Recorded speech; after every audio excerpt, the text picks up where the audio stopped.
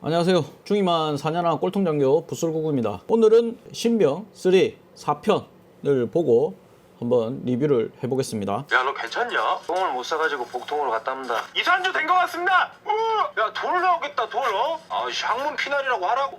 입양, 문 피날이. 이게 이제 변비죠, 변비.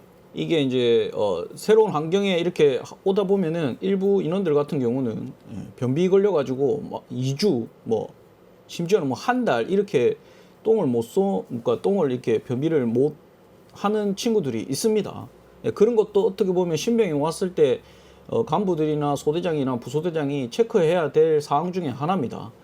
지금 같은 경우는 이제 문빛나리가 아무래도 소심하고 이렇게 하고 환경에 좀 적응을 못 하다 보니까 3주 동안, 2주 동안 그 변비를 때문에 그러다가 복통 때문에 병원에 갔다 온 건데 그거를 이제 선임들이나 또는 이제 간부도 이런 걸 하긴 해야 되는데 놀리는 거죠. 똥 못 싸고 이렇게 해가지고.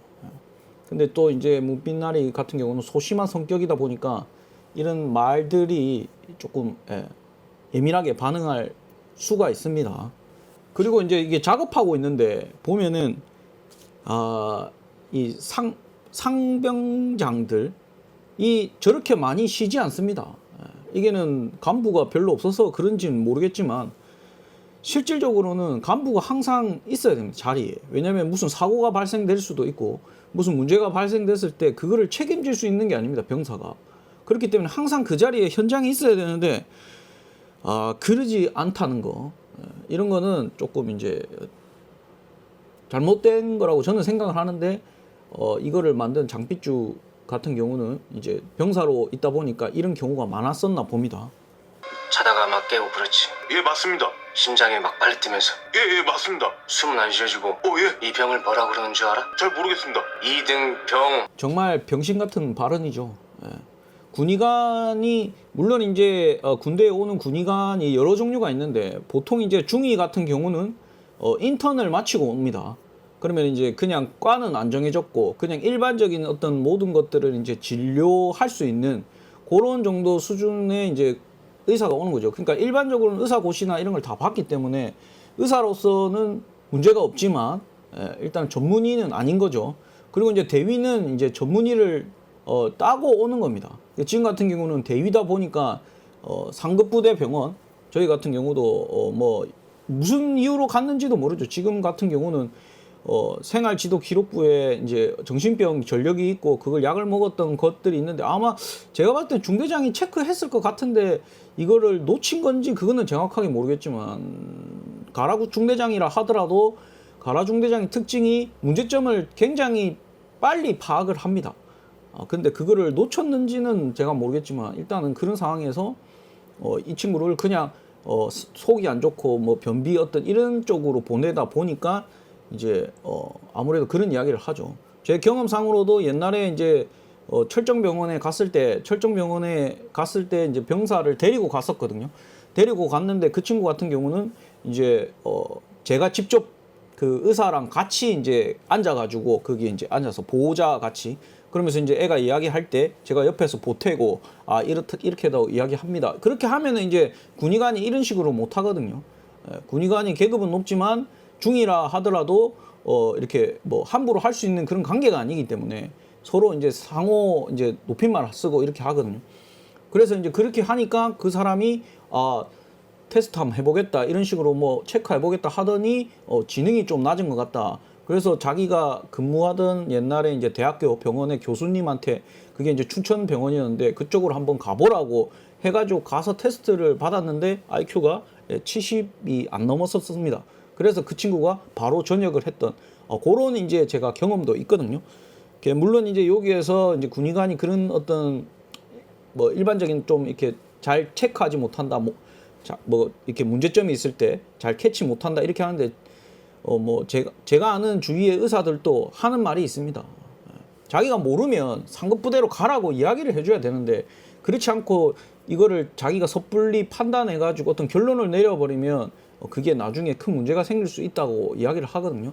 아마 군의관들도 좀 이제 자기가 판단하기 어려운 거는 조금 이제 외부 병원이랄지 상급 부대의 병원이랄지 아니면은 타 더 대학병원이랄지 이런 데로 가라고 이야기해 주는 게 좋을 것 같습니다.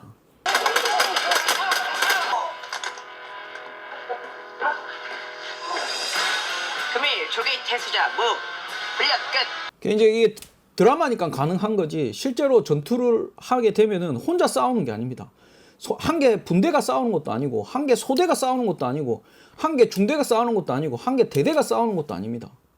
제가 이제 많은 훈련을 하면서 보면은 물론 이제 어떤 제약 요건 때문에 한 개 대대랑 한 개 대대가 일반적으로 이렇게 1대1로 싸우는 개념이지만 실제로는 우리나라 전쟁이 만약에 난다면 북한과 전면전입니다.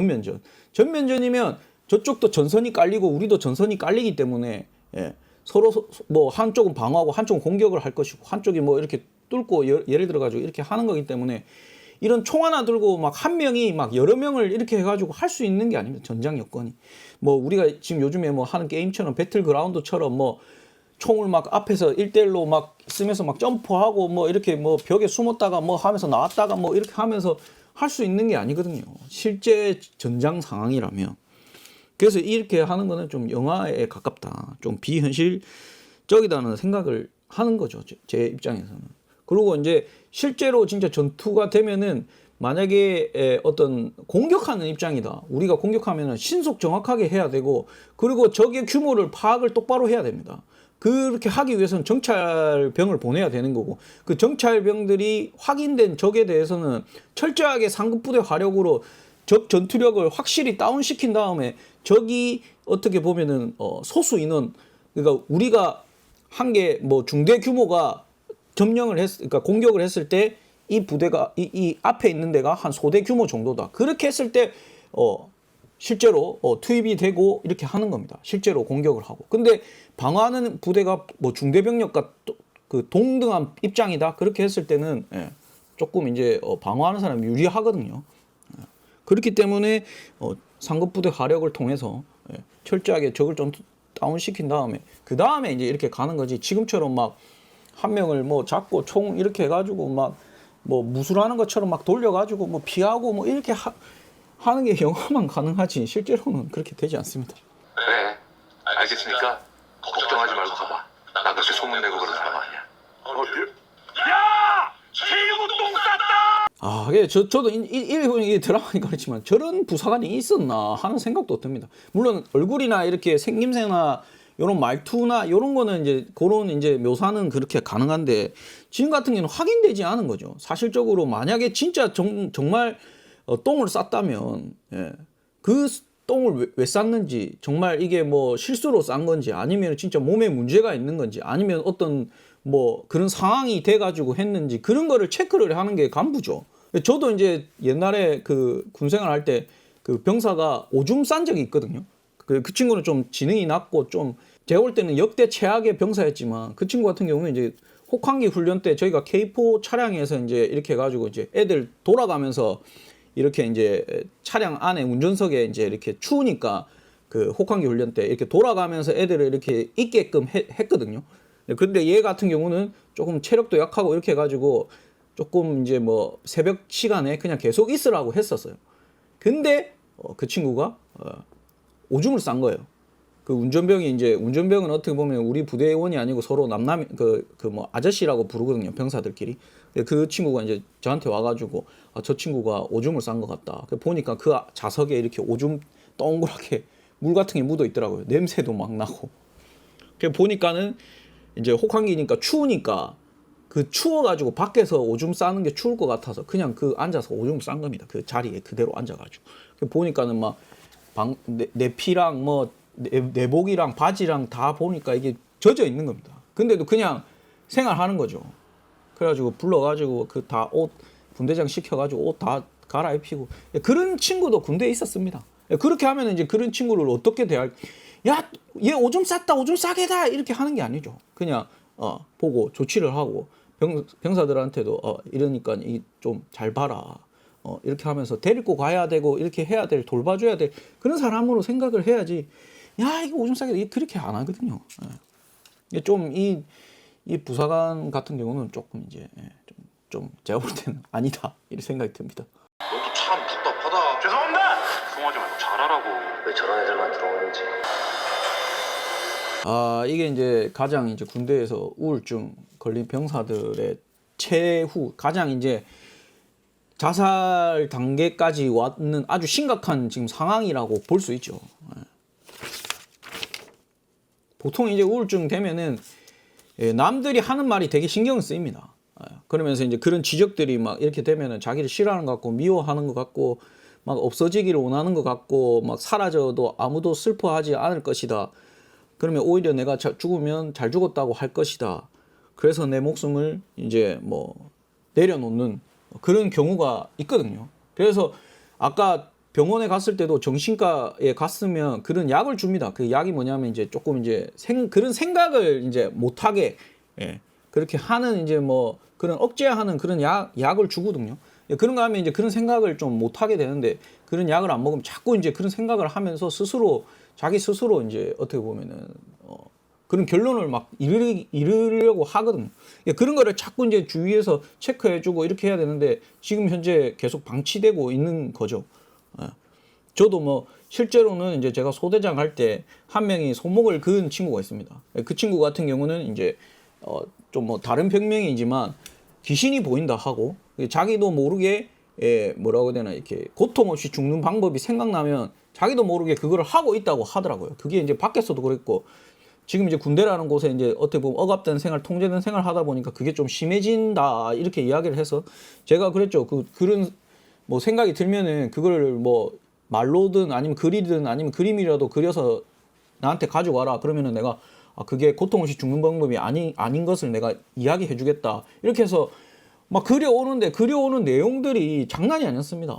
막 이렇게 뭐 절벽 뒤에서 이렇게 손으로 이렇게 하면서 떨어지는 장면. 근데 막 웃고 있고 막 글루미 썬데이 노래 막 들으면서 나무 밑에서 손목을 그는다든지 아니면은 뭐 여자친구 무릎에 이렇게 있으면서 뭐 이렇게 여자친구 쳐다보면서 키스하는데 뭐 이렇게 손에 손목을 긋는다든지 뭐 이런 그림들을 막 그려서 가지고 왔었습니다. 그게 이제 제가 모아놓다 보니까 나중에 이제 이 친구 같은 경우는 실제로 손목을 그었거든요. 근데 사망은 이르지 않았지만 이 손가락 이 끝에 2개 같은 경우는 이제 못 쓰는 걸로 이렇게 됐었습니다. 원래는 이제 자살할 때 손목을 그을 때는 이제 들어가는 곳이 깊고 나오는 곳이 이렇게 이제 어떻게 보면은 조금 얕은데 이 친구는 반대로 이제 들어간 것보다 더 나오는 곳이 더 깊게 그러니까 정말 진짜 어떻게 보면은 성격상으로 봤을 때 정말 이제 무슨 문제가 많았던 거죠. 그렇게 해서 저는 이제 그렇게 해가지고 정신과 병원 진료도 받았고 그 의사가 진료 결과는 성격 장애였습니다. 성격 장애. 이게 지금 요즘에는 뭐 그렇지만은 뭐 제가 볼 때는 소시오패스나 뭐 요런 쪽에 조금 그런 뭐 좀 가까운 친구가 아니었나라는 생각을 하는데 그때는 이제 막 그렇게 정신과 그 진료명이 뭐 그렇게 된 성격 장애 같은 경우는 치료가 뭐 불가능하다고 그때 당시는 그렇게 결론이 났었거든요. 뭐 치료가 불가능하고 뭐 우울증처럼 뭐 이렇게 뭐 전역 사유가 되는 것도 아니고 뭐 이렇게 돼가지고 그렇게 했는데 이제 그 소식을 듣고 이제 너무 이제 실망해가지고 그날 이제 의사에 대해서 막 글로 유서처럼 막 줬고 그리고 이제 새벽에 그 기상하기 한 30분 전에 이렇게 해가지고 손목을 꺼가지고 다행히 이제 그날 근무수던 이제 이제 특전사 출신 이제 부사관 그 행보관이 이제 발견해가지고 바로 이렇게 그 뭡니까 지혈해서 바로 국군 수도 통합병원으로 그날이 제가 이제 휴가 가는 날이었는데 휴가 가는 날 만약에 12시 넘어서 점프했으면 큰일 날 뻔했죠. 근데 이제 다행히 아침까지 제가 있어가지고 새벽에 연락이 와서 그냥 휴가를 못 가고 그냥 바로 그냥 국군 수도 통합병원을 같이 따라갔었습니다. 부모님들도 그 전에 제가 그런 이야기를 했었거든요. 이게 귀신이 보인다 하고 뭐 하니까 또 알고 보니까 또 어머니가 또 그런 무당 쪽에 좀 계시고 뭐 이래 해가지고 그래서 조금 이제 부모들도 그런 좀 위험을 인지를 하고 있는 상태였기 때문에 저는 이제 그런 일이 있어도 크게 문제 없이 이렇게 잘 해결이 됐었습니다.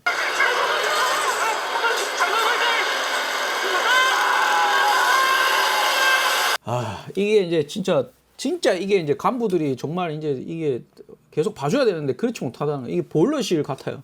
보니까는 이제 이렇게 파이프 있고 이렇게 보면 이제 군대는 이제 스팀으로 우리 때는 스팀 같은 그런 시스템으로 돌다 보니까 보일러병이 따로 있어가지고 24시간 그렇게 이제 저런 데 있습니다. 그러면 이제 그게 잠도 자야 되고 이렇게 하다 보니까 조금 아지트처럼 이렇기 때문에 보일러실을 간부들이 순찰이라는 걸 잘 돌아야 됩니다. 그런데 이제 애들이 저렇게 이제 뭐 점령해가지고 뭐 이렇게 좀 중대에 좀 같은 동기뻘 되는 애들이 이렇게 모여가지고 한 명 불러서 저런 식으로 하는 거는 정말 잘못된 거죠.